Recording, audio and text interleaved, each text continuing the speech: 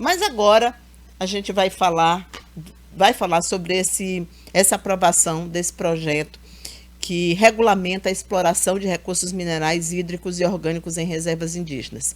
Criticado mundialmente, o projeto foi aprovado na Câmara dos Deputados na semana passada, com boa parte da bancada piauiense, a maioria da bancada piauiense, votando a favor desse projeto, que é criticado por uma série de aspectos, mas o mais importante deles é que esse projeto ele vai definir as condições para utilização de recursos minerais através de exploração em terras indígenas, que até então eram intactas, né, intocáveis, não podia avançar, não podia ter esse avanço da exploração mineral por essas terras, que são ricas em muitos casos e que estavam protegidas pela nossa Constituição Federal. A Constituição de 1988 criou uma capa de proteção em torno de alguns territórios, sobretudo os territórios indígenas. E, inclusive, aqui no Piauí, para conhecimento do público, é importante lembrar isso, nós temos 10 deputados federais, um não votou, o deputado Júlio César, do PSD, de dado, não votou, ele estava ausente. Mas aí, olha como se posicionou a nossa bancada. Átila Lira, do PP, Flávio Nogueira, do PDT, Margarete Coelho, do Progressistas, Iracema Portela, também do Progressistas, Marina Santos, e tivemos ainda Marco Aurélio Sampaio, do PSD, que votaram a favor desse projeto. Rejeitaram o projeto Merlong Solano e Rejane Dias, do PT, e o deputado federal Fábio Abreu. A maioria dos brasileiros acatou esse projeto. A gente conversa agora com a Tatiana Gonçalves, que é professora e pesquisadora da Universidade Estadual do Piauí, lá no campus de Floriano, e é doutora em História e pesquisadora da temática indígena. Tatiana, primeiramente, bom dia para você. Muito obrigada aqui por ter aceito o nosso convite. E queria saber de você o que na sua avaliação, representa mais esse avanço, porque é preciso entender que não é só esse projeto. A gente vem aí tendo uma grande quantidade de ações nesse mesmo sentido, que é o sentido de cada vez mais deixar desprotegidos não só os territórios, mas os indígenas, porque é natural, né? É a extensão natural. À medida que o seu território é ocupado por mineradores, por exemplo, o que resta lá de indígenas vai se afastando. Isso é um processo natural que tende a acontecer, né?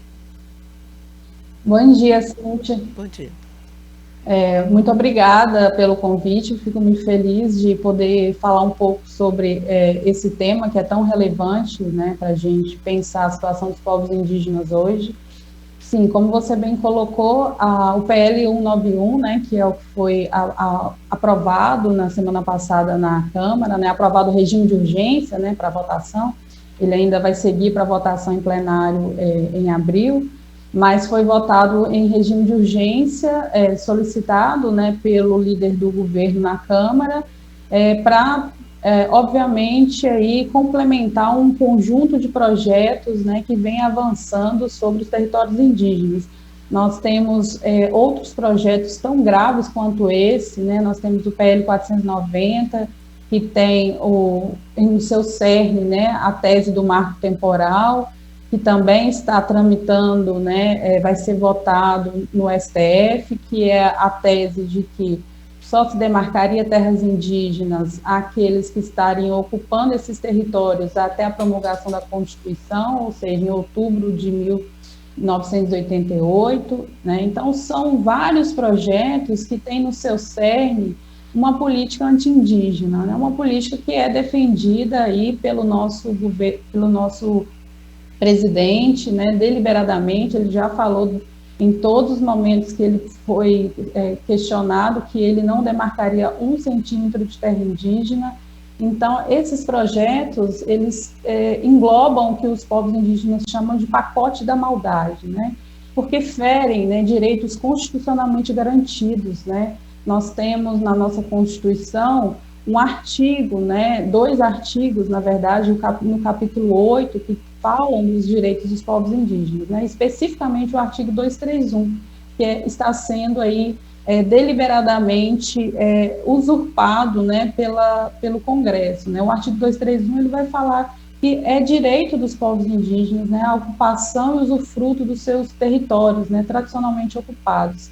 E fala ainda, né, que essa ocupação, ela se ampara num direito originário, né, um direito anterior a qualquer marco legal. Então, a Constituição só garante aos povos indígenas um direito que já é estabelecido, né, pela sua ocupação natural desses territórios que foram invadidos. Então, esses projetos, eles atacam direitos constitucionalmente garantidos e, pensem comigo, né, como esse avanço da mineração vai ocasionar a perpetuação do genocídio indígena, né, como a gente vê acontecendo. Então, é um pacote que está dentro de um projeto maior, que é uma política anti-indígena do governo federal.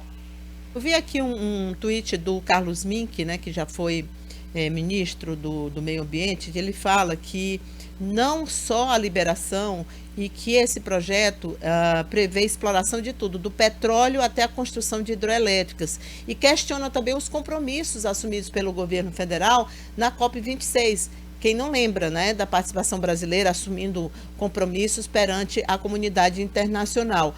E o que, na sua opinião, você falou aí sobre o genocídio indígena, a gente tem visto também a Covid afetou muito, sobretudo as crianças indígenas, e essas ações todas, né, que a gente tem visto nos últimos 3 anos, desde que o Bolsonaro assumiu o poder.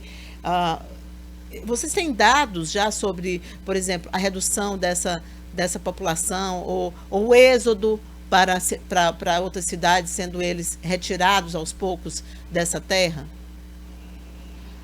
As pesquisas estão sendo feitas, né? Aqui no Piauí, por exemplo, a minha orientanda, juntamente com o professor João Paulo Peixoto Costa e alguns professores de outras universidades, né, fizeram uma pesquisa com os povos indígenas aqui no Piauí, no contexto da pandemia. E essa pesquisa, né, ela mostrou exatamente isso que você colocou, né? A demora na vacinação da população indígena gerou um número altíssimo de mortes nas aldeias, né? E não só aqui no Piauí, mas no Brasil todo.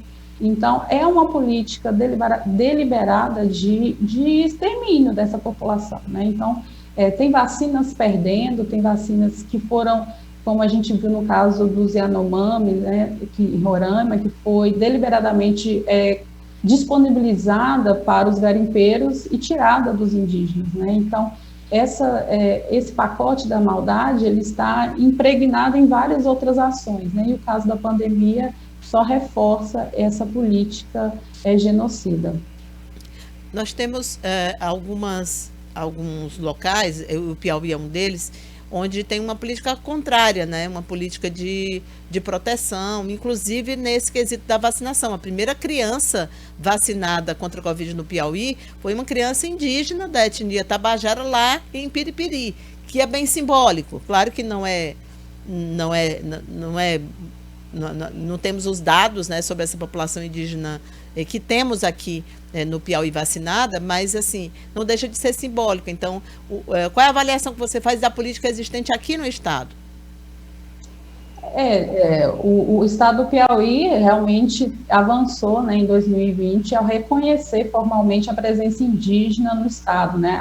Até então, o discurso oficial era do extermínio, né? E esse discurso ele se consolidou desde o século XIX, né? Por historiadores e outros pesquisadores que decretaram a inexistência de povos indígenas no Piauí a partir de um discurso de que estavam miscigenados e logo não seriam indígenas, né? Óbvio que isso não se sustenta. A gente tem no Piauí hoje mais de 10 municípios com populações organizadas que questionam seus direitos, um deles o direito à vacinação, né?